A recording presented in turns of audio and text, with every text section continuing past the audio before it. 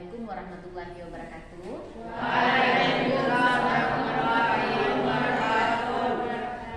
Baiklah, kepada anak-anak kelas 87, hari ini kita lanjutkan kegiatan belajarnya. Silahkan kepada ketua kelas untuk menyatakan. Tempat duduk siap. Hormat. Tegak. Nama pelajaran membacakan. Bismillahirrahmanirrahim. Rabbi shrah li sadri wa yassir li amri wahlul 'uqdatam min lisani yafqahu qawli. Rabbi zidni ilman warzuqni fahman bi rahmatika ya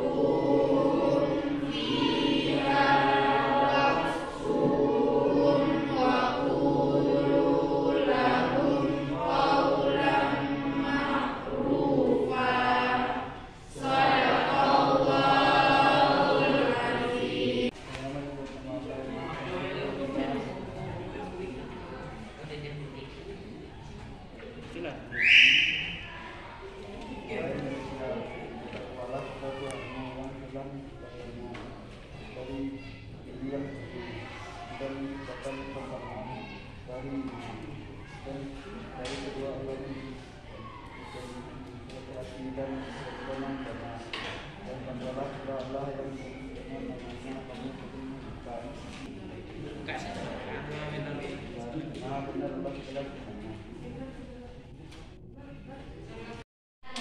kita lakukan kegiatan literasi. Silakan dikeluarkan buku literasinya dan kita ambil kesimpulan dari apa yang kita baca pada hari ini. Silakan.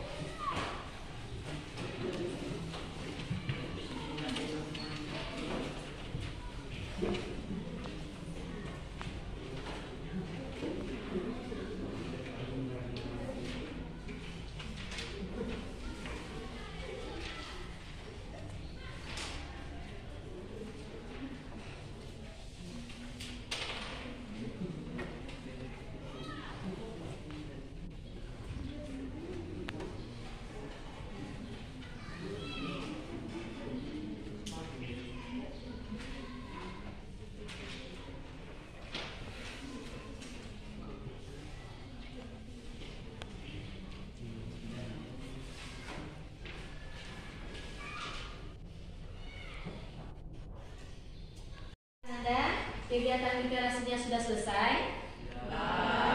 Siapa yang bisa membacakannya dan membagikannya untuk kita semua? Oke, silakan Akan. Judul buku yang saya ambil adalah Masa Lalu. Kesimpulan dari bukunya adalah masa lalu merupakan perjalanan hidup yang sudah berlalu, yang baik maupun buruk. Hikmah dari masa lalu adalah kita bisa mengambil perjalanan yang lalu, suatu perjalanan yang baik maupun buruk. Sudah kan? Oke, terima kasih Akan. Kita applause untuk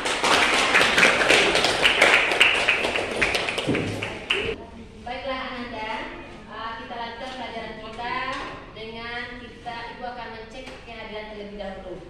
Adek Rizkia Sari, sakit. Agar Saputra, Kami, Mutiara Sasabila Ramadhani, Sarah Isra, Alfa Kesakit, Yola Miranda. Baiklah Nanda, kepada teman-teman kita yang sakit kita doakan segera sembuh ya Nak ya. Yang tidak datang pada hari ini, besar harapan kita untuk memberikan kabar. Baiklah Anda, kita akan lanjutkan pelajaran kita pada hari ini dengan temanya statistik. Baiklah Anda, sebelum kita lanjutkan pelajaran hari ini, kita ice breaking terlebih dahulu ya. Silakan berdiri semuanya. Sepohon kayu daunnya rimbun, lebat bunganya serta buahnya, walaupun hidup 1000 tahun, kalau tak sembahyang apa gunanya? Walaupun hidup 1000 tahun, kalau tak sembahyang apa gunanya?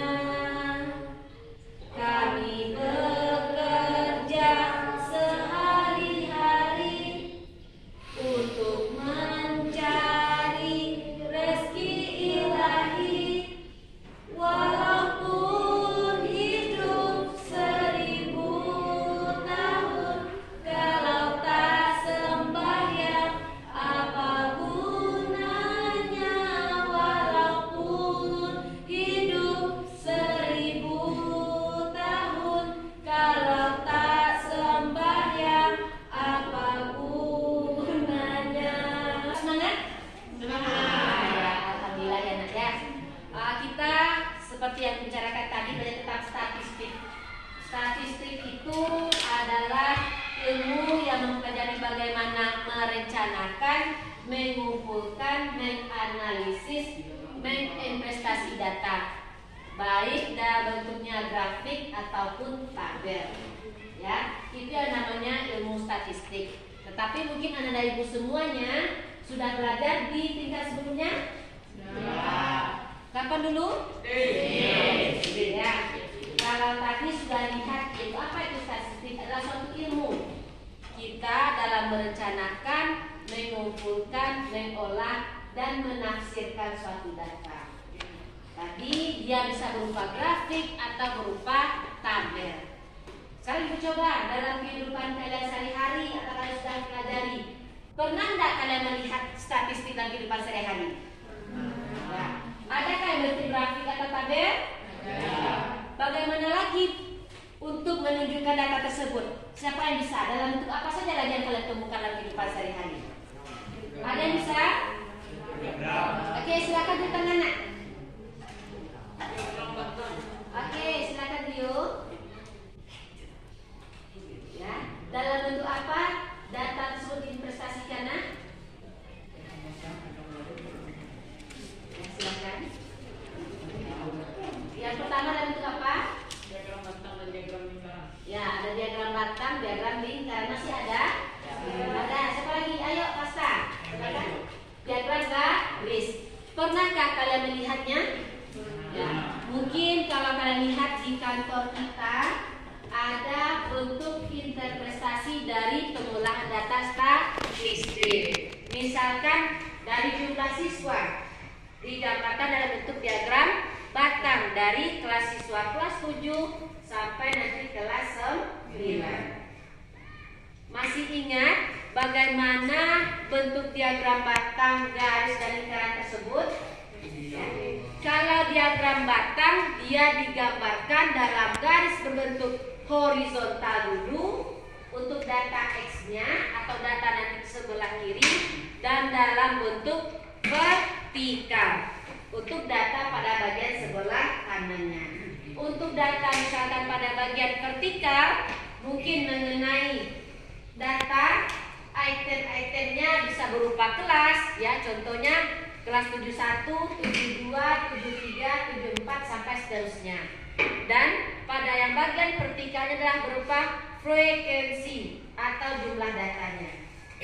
Bisa terbayangkan? Bisa. Ya. Misalkan mencontohkan Atar. Kita contohkan siswa kelas 87. Kita isi pada bagian horizontalnya. Pada bagian vertikalnya berapa jumlah siswa kelas 87 nak? 32. Ya. Berarti kita sudah bisa membentuk satu dari diagram batang. Kira-kira Anda Ibu semuanya bisa memahaminya? Bisa. Berarti ilmu statistik ini sangat kita perlukan untuk pengambilan suatu keputusan. Kok seperti itu Bu? Untuk apa? Misalkan tadi ada jumlah siswa. Nampak di sini jumlah siswa SMP Negeri 1 Bandung Mampu, data-datanya ada dan jumlahnya ada. Apa pengambilan keputusannya?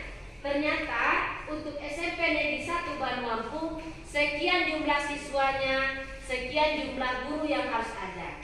Sekian pula jumlah buku-buku yang dibutuhkan. Sekian pula nantinya jumlah ruang kelas yang harus disediakan. Kemudian kalau Ibu punya suatu tabel nilai kalian, contohnya di sini nilai PG ya, dari 10 bidang studi kita akan lihat nilai agama, nilai PPKN-nya, nilai bahasa Inggrisnya. Kita bisa melihat gambaran data nilai PG bagaimana. Bagaimana keaktifan PG dalam belajar, bagaimana prestasinya dalam belajar. Kita bisa mengambil kesimpulan. Apakah bisa dipahami? Bisa. Kita untuk penyajian datanya. Untuk data dari suatu permasalahan yang bisa kita olah, kita menyajikannya bisa dalam bentuk 3 bentuk ya. Ada bentuk diagram garis, diagram batang nantinya, dan diagram lingkaran. Penyajiannya bisa dalam bentuk tabel seperti yang kita lihat pada bagian sebelah kiri. Kemudian kalau kita lihat di sini ya, ada item-itemnya. Contohnya jalanan favorit di kantin sekolah. Ya, di sini pada bagian kolom 1 ada nama, pada kolom 2 ada jumlah siswa. Kemudian jika kita gambarkan seperti yang bentuk diagram batang adalah untuk yang kolom nama pada bagian yang horizontal, bagian yang mendatar. Kemudian untuk jumlahnya pada bagian yang vertikal. Penyajian seperti ini akan sama untuk diagram garis. Nanti kalau untuk diagram lingkaran, kita akan sesuaikan berapa derajat satu lingkaran itu nak? 360 derajat. Maka kita akan sesuaikan dengan item-itemnya. Bisa kira-kira dipahami? kita kerjakan tugas yang sudah ada di masing-masing kelompok. Silakan. Ya, diagram garis dulu ya. Berikan intervalnya dari data tadi. Silakan ya. 0, 50, 100 berarti pemberiannya dari bawah. Bikin tulis ukuran dulu. Oh ya.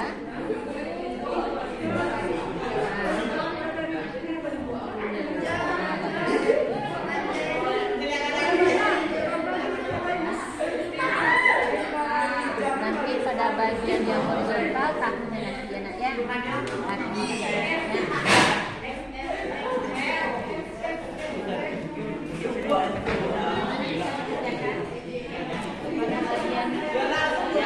Pada bagian yang vertikalnya nanti untuk angka-angkanya ya.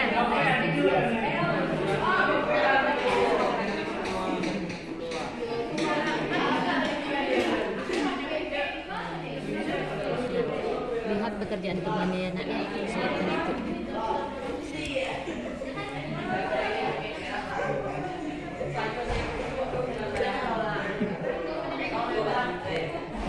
Dengarkan ke saya.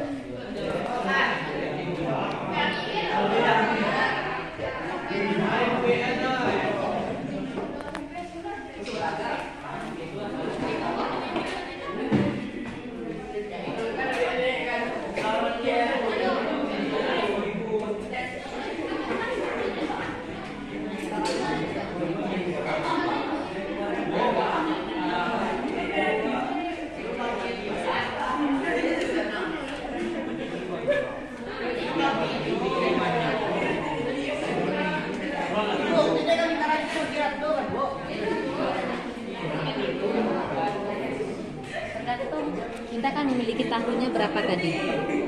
Ada 8 tahun ya. Berarti ini jumlahkan semuanya dulu. Jadi nantinya 100 per jumlah data kali 360 derajat. Nah, sekarang dia diagram lingkaran ya. Ini 100 jumlah datanya berapa? Ya, kali 360 derajat.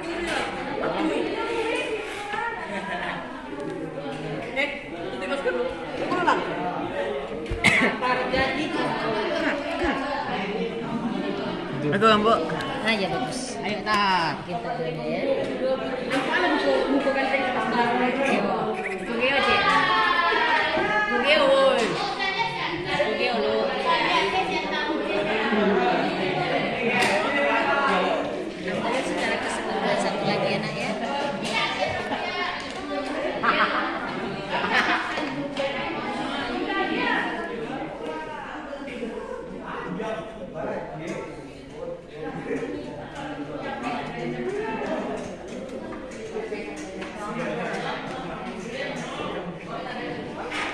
Timbangan kita gak bentuk.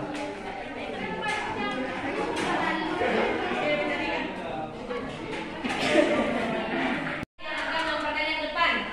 Oke, silakan kelompok sebelah.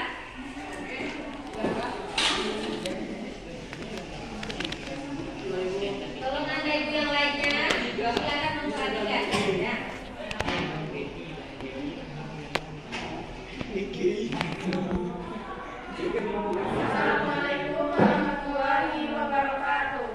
Waalaikumsalam warahmatullahi wabarakatuh.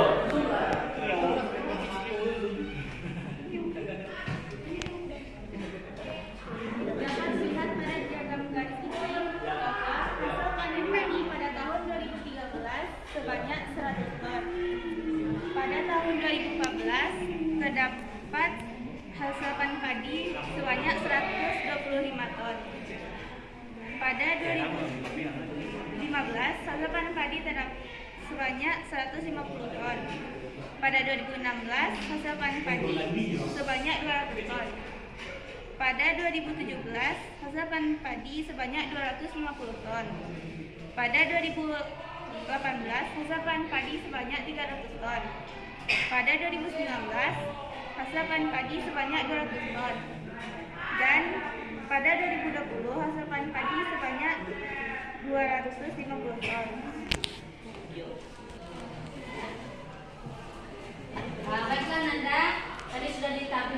oleh kelompok 3 ya, mengenai permasalahan yang disajikan dalam metode grafik.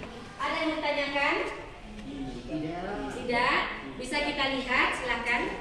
Ini adalah bentuknya ya, dalam bentuk garis ya. Dari penyajian datanya kita bisa melihat perkembangan datanya. Panen padinya mengalami pelonjakan hasil dan penurunan hasil. Mungkin di sini kita bisa menginvestasikannya. Ketika hasil panennya naik, apa yang terjadi di sekitarnya? Kebutuhan masyarakat terpenuhi akan kebutuhan beras. Menyebabkan hasil panen padi naik apa saja? Cuaca, benar sekali. Bisa cuacanya yang bagus, cuacanya yang bersahabat, nanti akan hasilnya bagus. Ada lagi, apa penyebab hasil panennya bagus? Bagus sekali ya. Iklim, cuaca, bisa kita salah satu yang bisa mempengaruhi hasil produksinya. Yang lainnya lagi apa? Ya, adanya air. Benar sekali ya Rio ya. Ada lagi? Pupuk, benar Amel ya. Kalau pupuknya bagus, mungkin hasilnya juga panennya akan bagus. Kalau kita lihat dari diagram garisnya menurun, apakah penyebabnya? Jadi juga masalah cuaca. Apalagi ya, masalah hama, bagus sekali. Itu juga bisa menjadi penyebabnya. Ada yang ditanyakan? Bisa dipahami semuanya? Bagi yang terdekat ke kelas ya, di kelompok 3.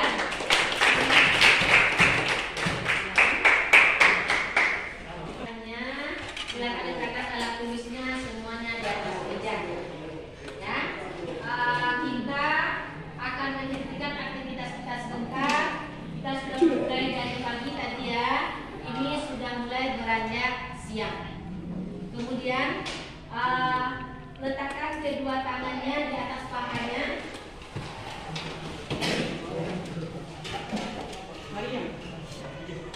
Kemudian silakan Ananda Ibu tutup matanya semuanya.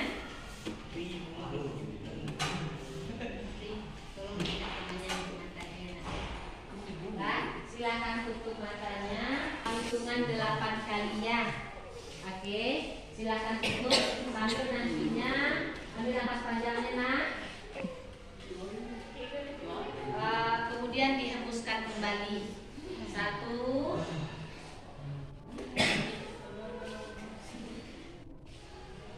Jangan lupa melepaskan ya. Sudah diambil nafas panjangnya, dihembuskan kembali. 2.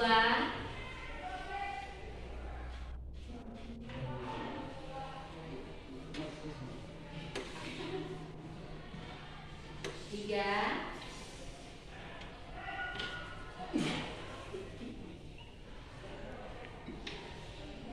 4.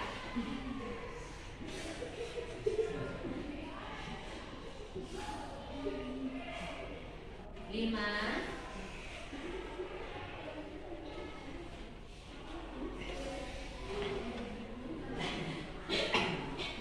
6.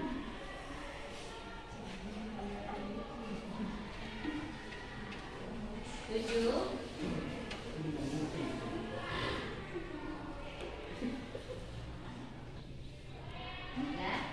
8.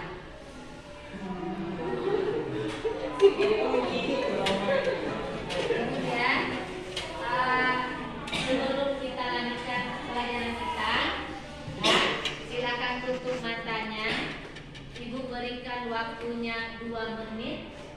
Pikirkan apa yang telah kita lakukan tadi, hal-hal baiknya dan hal-hal yang buruknya. Oke, silakan ditutup matanya. Hal-hal baik mungkin yang kita lakukan tadi, kita sudah membaca Al-Quran, kita sudah berdoa, ya kan? Kemudian kita sudah membaca buku dan mengambil hikmah dari apa yang telah kita lakukan.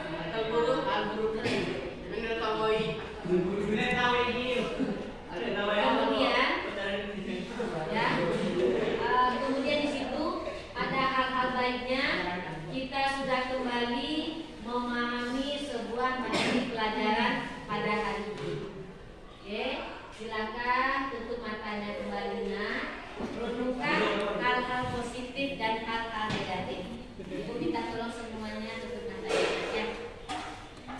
Lah turun.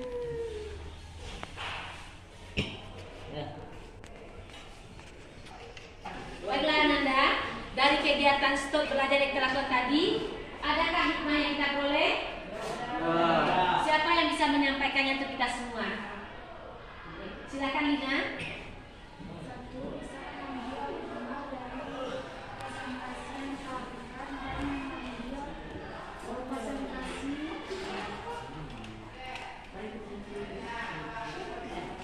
Apakah kita bisa konsentrasi lagi, Nak? Bisa. Bisa kita mengambil hikmah lagi? Oke. Apa lagi, Lina? Apakah bersemangat lagi belajarnya? Ya. Berarti itulah hikmah yang bisa kita peroleh. Apakah semuanya hampir seperti itu? Ya. Nah, terima kasih. Baiklah Ananda semuanya.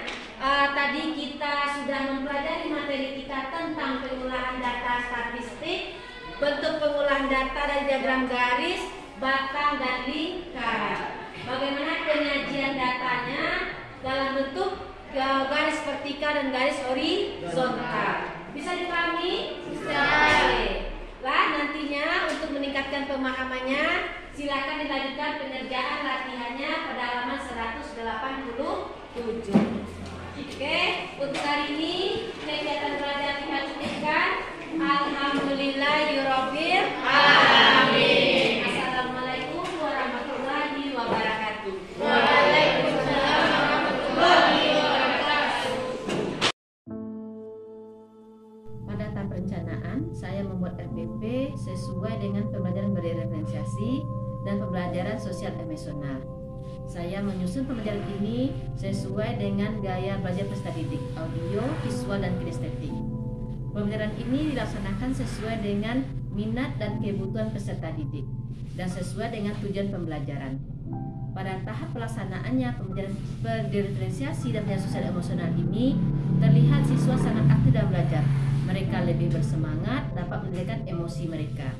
Dan pembelajaran ini dapat menggali potensi minat dan bakat siswa. Kemudian terlihat peserta didik sangat antusias. Mereka memiliki kemampuan bekerja sama lebih baik dan lebih mau mendengarkan pendapat orang lain. Diharapkan ke depannya pelaksanaan pembelajaran berdiferensiasi dan sosial emosional ini dapat dilaksanakan secara terpola dan teratur sesuai dengan target kita, sehingga dapat memenuhi kebutuhan peserta didik dan prinsip belajar merdeka belajar. Terima kasih.